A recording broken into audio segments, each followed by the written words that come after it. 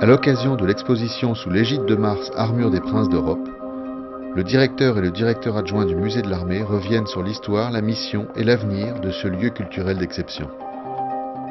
Il s'agissait, à partir de cette richesse de collection extraordinaire, 500 000 objets, de pouvoir les présenter non plus comme un musée d'objets, mais comme un musée d'histoire, sur des standards et des critères du XXIe siècle.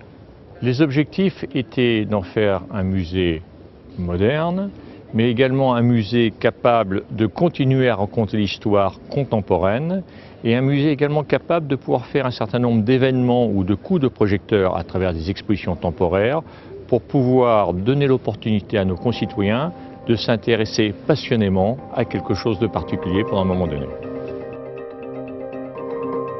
Mettre en place cette exposition, c'est 10 ans de travail scientifique pour les commissaires qui ont exploré cette production d'armure et c'est 2 ans de ce que j'appellerais production, comme on parle de production en matière de cinéma, y compris le travail de discussion, de négociation, d'élaboration du propos. Pour la construction du parcours, il a fallu 2 ans. Il y a certainement quelques stars, elle s'appelle Henri II, elle s'appelle Charles IX, elle s'appelle Maximilien II d'Autriche. Et on peut dire que l'une d'entre elles particulièrement, qui est la grande armure équestre d'Éric XIV, est vraiment le clou de l'exposition. C'est une pièce très spectaculaire.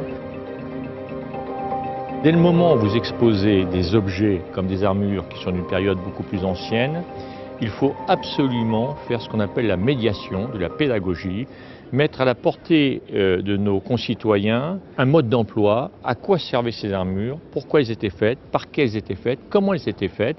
Et je crois qu'en venant ici, on a un condensé de ce qui est beau, de ce qui était à la pointe de la technologie d'avant, et de ce qu'a été des relations diplomatiques à travers des objets à la fois d'art et à la fois militaires.